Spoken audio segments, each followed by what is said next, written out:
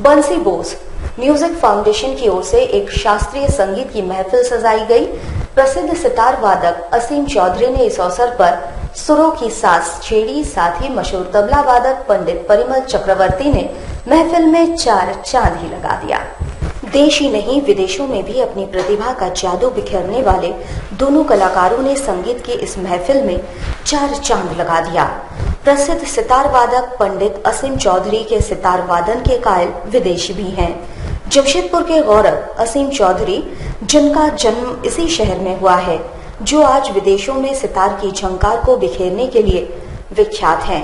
उन्होंने शहर में बंसी बोस म्यूजिक फाउंडेशन के वार्षिक समारोह में सितार वादन की वो मिसाल पेश की जिससे शहरवासी मंत्रमुग्ध हो गए। सितार वादन के साथ राष्ट्रपति पुरस्कार से विभूषित पंडित परिमल चक्रवर्ती ने तबले में साथ दिया। दोनों कलाकारों की जुगलबंदी से श्रोता भाव विभोर हो गए। पंडित परिमल चक्रवर्ती के तबले की धुन विश्व के कोने कोने में गूंजती है। वहीं असीम चौधरी के सितार की झंकार ने भी विदेशियों का मन मोहा है। आइए इन कलाकारों की प्रस्तुति पर हम एक नजर डालते हैं।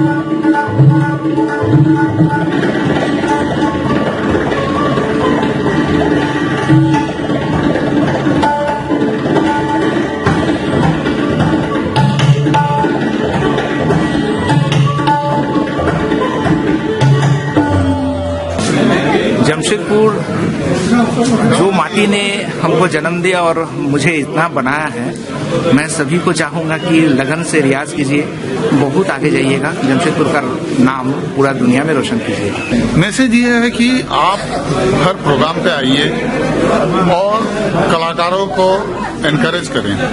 ये सबसे बड़ी बात है कि आप अटेंड करें, सबको सुने, सिर्फ खुद को सुनाने के लिए व्यस्त ना हो, सबकी सुने, खुद को भी सुनाएं। तो इससे क्या होता है कि ये प्रचार प्रसार इसका बढ़ते रहता है। स्वच्छता अभियान के तहत सर्वेक्षण टीम द्वारा हर क्षेत्रों में सफाई का जायजा लिया जा रहा था। इसे ध्यान में रखते हुए आदितपुर नगर परिषद की ओर से विगत दिनों तेज रफ्तार से साफ सफाई क्षेत्र की कराई गई, पर जैसे ही सर्वे टीम वापस चली गई, स्थिति वही ढाक के तीन पात। अब इसमें घोटाले का भी आरोप लग रहा है।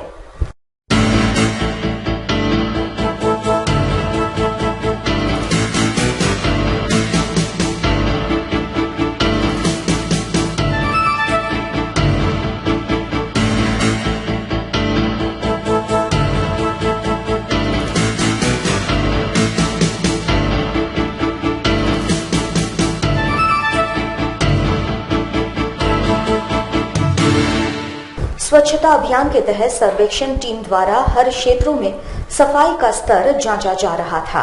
इसे ध्यान में रखते हुए आदितपुर नगर परिषद की ओर से क्षेत्र में तेज रफ्तार से साफ सफाई का काम शुरू किया गया था। ज्यादा से ज्यादा सफाई कर्मचारियों से क्षेत्र में साफ सफाई कराई गई। रातों रात सफाई में रैंक हासिल करने के लिए चारों ओर सफाई बुलंद की गई, पर जैसे ही सर्वेक्षण टीम सर्वे कर चली गई, स्थिति वही ढाक के तीन पात, यानी फिर से चारों ओर गंदगी का आलम है। आप साफ देख सकते हैं स्वच्छता बोर्ड के नीचे ही किस तरह गंदगी का अंबार लगा हुआ है। नर्सिंग होम एरिया में भी गंदगी फैली हुई है। तो मोटामोटी कुछ दिन पहले पर्टिकुलर दिन नहीं मालूम, लेकिन कुछ दिन पहले साफ किया, लेकिन उसके बाद तो बंद है। कोई प्रॉपर व्यवस्था नहीं है, आया ऊपर से साफ करके चल गया। गंदगी काफी दिन से है, लेकिन होना चाहिए, हो तो नहीं। अब स्थिति पहले जैसे ही हो गई है। गंदगी का अंबार फिर से क्षेत्र में व्याप्त है, पर सवाल अब यहाँ घोटाले की भी उठ रही है।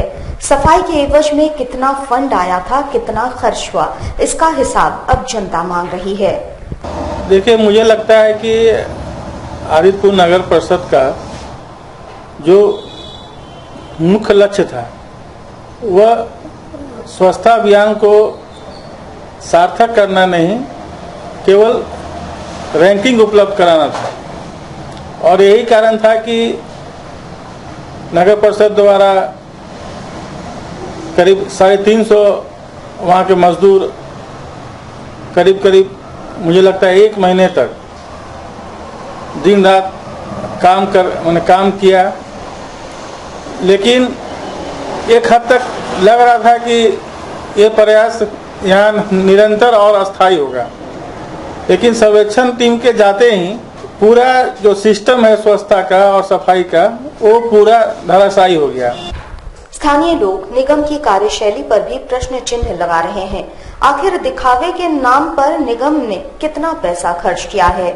बहरहाल अब स्वच्छता सर्वेक्षण के बाद नगर निगम पर लोग निशाना साध रहे हैं। आदित्यपुर नगर परिषद और नगर पालिका में विगत कुछ दिन पूर्व जो सफाई को लेकर अभियान चला था और उसके नाम पर नगर पालिका टैक्स लेने का लोगों से काम किया, वो तो सफाई मात्र लोगों के पॉकेट से पैसा टैक्स निकालने के लिए, जो टैक्स का जो परंपरा था उसको लोगों को टैक्स सफाई दिखाकर टैक्स लेने का एक लॉटरी एक स्कीम था। तो देखा आपने लोगों में किस प्रकार से नगर परिषद के खिलाफ नाराजगी है। हो भी क्यों नहीं, जिस तंत्र के ऊपर में साफ सफाई की जिम्मेवारी होनी चाहिए, वही तंत्र अगर चीटिंग करे, वही तंत्र अगर धोखा दे तो लोगों में नाराजगी होना स्वाभाविक है। जी हाँ, 4-5 दिनों पहले जब स्वच्छता सर्वेक्षण की टीम के आने की सूचना मिली थी, उस वक्त का नज़ारा आदित्यपुर में बदला लग रहा था। हर ओर सफाई का व्यापक इंतजाम किया जा रहा था। 300 मजदूरों की सेवाएं ली जा रही थी और जैसे ही सर्वेक्षण की टीम वापस गई, ढाक के 3 पात, मतलब वही गंदगी, वही माहौल। इसी को लेकर के लोगों के बीच नाराजगी देखी जा रही है। सहयोगी अभिजीत के साथ संतोष कुमार, AMG न्यूज, जमशेदपुर।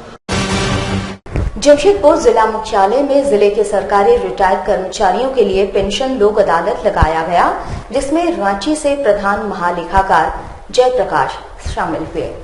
पूर्वी सिंहभूम जिले में कई वर्षों से रिटायर्ड कर्मचारियों के पेंशन लंबित पड़े हुए हैं, जिसका कारण दस्तावेजों की कमी है, जिसको लेकर ये लोक अदालत जिला मुख्यालय सभागार में लगाई गई। इसमें पहुंचे प्रधान महालेखाकार जयप्रकाश ने बताया कि लंबित पेंशन की समस्या को देखते हुए ये लोक अदालत लगाया गया है, जिसमें सभी अपनी समस्याएं बता सकते हैं। वहीं इन्होंने कहा कि पेंशन की ये समस्या इसलिए उत्पन्न हुई है क्योंकि जिले से समय पर दस्तावेज नहीं भेजे गए हैं। वहीं इस लोक अदालत में उपस्थित जिले के उपायुक्त ने बताया कि जो भी समस्याएं इस दौरान निकल कर सामने आ रही है, उन सभी का निपटारा जल्द से जल्द कर लिया जाएगा। विलम्ब से प्राप्त होते हैं, लेकिन मिलना चाहिए रिटायरमेंट से पहले तक, रिटायरमेंट के 3 महीने और 14% ऐसे आंकड़े मामले हैं जो कि 3 से 6 महीने के बीच में रिटायरमेंट की बात होती है, और उससे आगे 13-14% ऐसे हैं जो कि 1 साल विलम्ब से मिलते हैं, और 10% से ज्यादा है जो 1 साल से 2 साल के बीच में, और बहुत सारे ऐसे मामले 12% ऐसे हैं जो कि 2 साल के भी बाद मिलते हैं, इसमें 4 साल और 5 साल।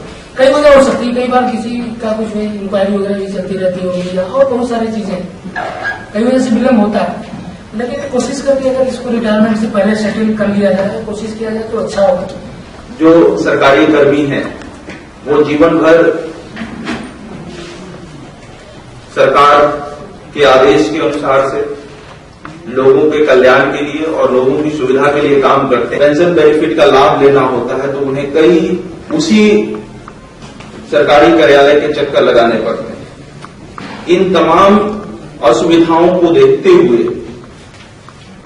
AG ऑफिस से पत्राचार हुआ था कि हम लोग यहाँ पर जिला में एक पेंशन अदालत लगाने का काम करें, और ये प्रस्तावित, उस पर पूरी संवेदनशीलता के साथ जिला प्रशासन, विभागीय पदाधिकारी, तमाम लोग काम करेंगे। कई प्रकार की झंझटों को झेलते हुए सहारा इंडिया परिवार ने अपना 40वां स्थापना दिवस बड़े ही धूमधाम से मनाया। आपको बता दें, 1 फरवरी 1978 को सहारा इंडिया परिवार के अभिभावक सुब्रतो रॉय ने 2 व्यक्तियों एवं 2000 की पूंजी के साथ सहारा इंडिया परिवार की बुनियाद रखी, जो आज 12 लाख कार्यकर्ताओं व 1,75,000 करोड़ की परिसंपत्तियों के साथ विश्व का विशालतम एकल परिवार के रूप में जाना जा रहा है। अपने निवेशकों एवं कार्यकर्ताओं के प्रति पूरी निष्ठा के साथ सहारा इंडिया परिवार ने 39 वर्षों का शानदार सफर तय किया है। 40वें स्थापना दिवस के मौके पर सहारा इंडिया परिवार के सभी कार्यालयों में कार्यकर्ताओं के बीच उत्साह देखा गया। वहीं कार्यालयों में उपस्थित कार्यकर्ताओं के बीच वरिष्ठ जनों के द्वारा सहारा श्री का संदेश पढ़कर सुनाया गया। और अपने सभी कार्यकर्ताओं के लिए पहले से भी अधिक समृद्धि सुनिश्चित करेंगे। मेरी शुभकामनाएं, मेरे स्नेह, मेरा आशीर्वाद सदैव आपके साथ है।